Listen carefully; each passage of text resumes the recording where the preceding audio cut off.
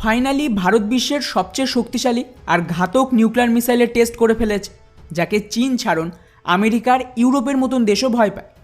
কেননা ভারতের এই নিউক্লিয়ার মিসাইল এতটাই শক্তিশালী এবং এর রেঞ্জ এত বেশি যে সোজা ইউরোপের যে কোনো দেশকে কয়েক মুহূর্তে ধ্বংস করে দেওয়ার ক্ষমতা রাখে। উদাহরণ হিসেবে ভারতের এই মিসাইল টেস্ট হওয়ার সাথে সাথে পশ্চিমা মিডিয়া তো পাগল হয়ে গেছে। এই টুইটটা দেখুন, যেখানে ওদের জার্নালিস্টরা প্রশ্ন করছে যে ভারতের যে পুরনো অগ্নি-5 মিসাইল সেটা তো অলরেডি গোটা চীন আর পাকিস্তানকে শেষ করতে পারবে, কিন্তু তা সত্ত্বেও এই নতুন অগ্নি-6কে কেন ভারত টেস্ট করছে? অর্থাৎ ক্লিয়ার যে ওরাও বুঝে গেছে এই মিসাইল ভারত চীনের জন্য বানায়নি, এটা ভারতের অ্যাকচুয়ালি শক্তি প্রদর্শন ছিল গোটা বিশ্বের জন্য। আর সবচেয়ে ইন্টারেস্টিং বিষয়, এই মিসাইল ভারতের জন্য কতটা গুরুত্বপূর্ণ ছিল তার আইডিয়া আপনি এর থেকেই পেয়ে যাবেন, যে এই মিসাইলকে এত বছর ধরে ভারত লুকিয়ে রেখেছিল এবং কিছুতেই ভারত টেস্ট করতে চাইছিল না এই পশ্চিমা দেশগুলোর ভয়। কিন্তু আজ কি অবস্থা দেখো, প্রধানমন্ত্রী মোদি নিজে এই টেস্টের ঘোষণা করলো, যেটা নর্মালি হয় না। প্রধানমন্ত্রী কেবলমাত্র তখনই কোনো মিসাইলের টেস্টকে ঘোষণা করে যদি সেটা ভারতের জন্য কোনো ঐতিহাসিক মুহূর্ত হবে বা এটা দিয়ে গ্লোবালি একটা মেসেজ দিতে চাইছে।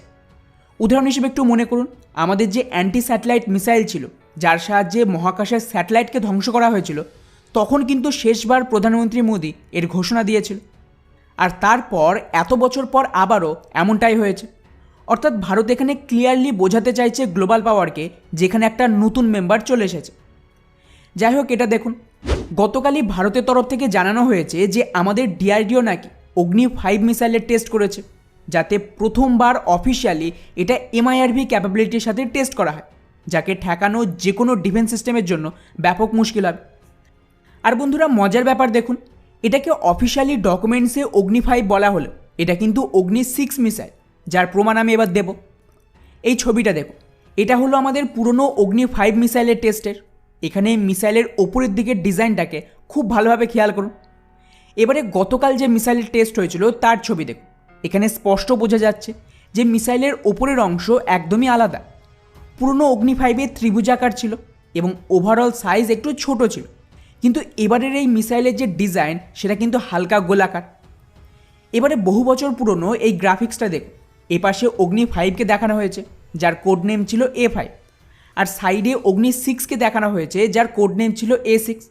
আর খেয়াল করুন এর ডিজাইনটা, অগ্নি-5 কিন্তু সেম দেখতে যেমনটা আগে ছিল, কিন্তু এই যে অগ্নি-6-এর ডিজাইন আর গতকাল মিসাইলের টেস্টের ডিজাইন একদম সেম।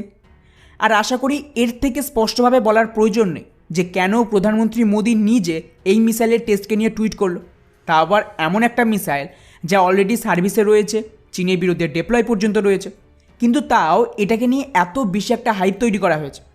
কারণ এটা অগ্নি-5 মিসাইলই নয়, বরং এটা তো অ্যাকচুয়ালি অগ্নি-6 মিসাইলের টেস্ট ছিল এমআইআরভির সাথে। আর যেহেতু এটা অগ্নি-6 মিসাইল, তাই ডেফিনেটলি এর যে রেঞ্জ সেটা কিন্তু 8,000 থেকে বেড়ে 10,000 বা 12,000 কিলোমিটারের আশেপাশে রেঞ্জ দেবে, যেটা চীন নয় বরং গোটা ইউরোপ এবং আমেরিকার কিছু অংশ ভারতের রেঞ্জে চলে এলো। আর এখানে শেষ নয়, এই যে 10 থেকে 12,000-এর রেঞ্জ বললাম, এটা কিন্তু আনুমানিক, অফিসিয়াল নয়। অ্যাকচুয়াল রেঞ্জ আরও বেশি হতে পারে, এ বিষয়ে কনফার্ম কেউই জানে না আর জানা উচিতও নয়। ফলে বুঝতেই পারছেন যে কেন এই পশ্চিমা জার্নালিস্ট আর ওদের এক্সপার্টরা এই মিসাইলের টেস্টকে নিয়ে প্রশ্ন তুলেছে। ওরাও জানে যে এই মিসাইল চীনের জন্য নয়, এই জাতীয় মিসাইল টেস্ট করে ভারত নিজেকে গ্লোবাল পাওয়ারের জন্য আরও এক ধাপ এগিয়ে আনছে। যাই হোক, এবারে আসি সবচেয়ে গুরুত্বপূর্ণ বিষয়, আর তা হলো এই যে এমআইআরভি ক্যাপাবিলিটি, এটা তো অলরেডি আমাদের কাছে ছিল, কিন্তু প্রধানমন্ত্রীর তরফ থেকে অফিসিয়াল ঘোষণার পর নতুন যে ইনফরমেশান এসেছে তাতে বলা হচ্ছে যে গতকালের টেস্টের দরুন এই এমআইআরভি একদম প্রপারলি টেস্ট করা হয়েছে। এখানে 3টে ভেরিয়েন্ট রয়েছে, যেখানে 2টো, 8টা আর 10টা ওয়ারহেড এই মিসাইলে যুক্ত করা যাবে। মানে সোজা ভাষায় মনে করুন ভারত চীনের 5টা আলাদা আলাদা শহরে এই নিউক্লিয়ার অ্যাটাক বা কোনো কনভেনশনাল অ্যাটাক করবে। এক্ষেত্রেই একটা অগ্নি-5 বা 6 মিসাইল লঞ্চ হওয়ার পর এর ভেতরে 10টা ওয়ারহেড 10টা আলাদা আলাদা শহরে অ্যাটাক করতে পারবে। আর শুধু তাই নয়, এই 10টা ওয়ারহেডের মধ্যে সবকটা কিন্তু হামলার জন্য নয়, এর মধ্যে কয়েকটা ওয়ারহেড পুরোপুরি ফেক হবে। এটা কেবলমাত্র ডিকয় সিস্টেম হিসেবে কাজ করবে। মানে সোজা ভাষায় যখন ভারত অ্যাটাক করবে, ওদিকে আমাদের শত্রু দেশের এয়ার ডিফেন্স বা অ্যান্টি ব্যালিস্টিক মিসাইল শিল্ড থাকলে তারা তো এই মিসাইল ঠেকানোর চেষ্টা করবে।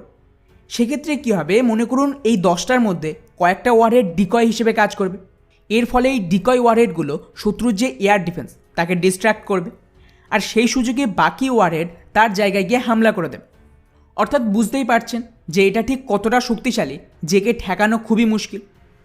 আর এখানেই শেষ নয়, আরও কিছু চমক বাকি আছে। কারণ এই যে নোটামটা জারি করা হয়েছে, এটা দেখুন, এটা কিন্তু আরও 4 দিন মানে 16 তারিখ পর্যন্ত থাকবে। মানে ডেফিনেটলি এখানে দুটো সম্ভাবনা রয়েছে। প্রথমত হতে পারে যে এই মিসাইলের আরও কয়েকটা টেস্টিং হবে, আর দ্বিতীয়ত এখানে অন্য কোনো মিসাইলের টেস্ট হবে। আর স্বাভাবিকভাবে 3500 কিলোমিটারের এত বড় এরিয়ায় কেবলমাত্র K5 মতন সাবমেরিন লঞ্চ নিউক্লিয়ার ব্যালিস্টিক মিসাইলই বাকি রয়েছে, যার রেঞ্জ মোটামুটি 5 থেকে 6000 কিলোমিটার হবে। অর্থাৎ ব্যাক টু ব্যাক ধামাকা চলবে। এখন দেখা যাক যে এরপর কী সারপ্রাইজিং টেস্টিং হয়। তবে যে মিসাইলেরই টেস্ট হোক না কেন, তার উপরে আমি ডিটেলস ভিডিও বানিয়ে দেবো। আর তার জন্য অবশ্যই আমাদের চ্যানেলটিকে সাবস্ক্রাইব করে রাখুন, যাতে সমস্ত নোটিফিকেশান পেতে পারে। বাকি ভারতের এই অগ্নি 6 মিসাইলের টেস্টকে নিয়ে আপনাদের কি মতামত নিচে অবশ্যই কমেন্ট করে জানাবেন। জয় হিন্দ।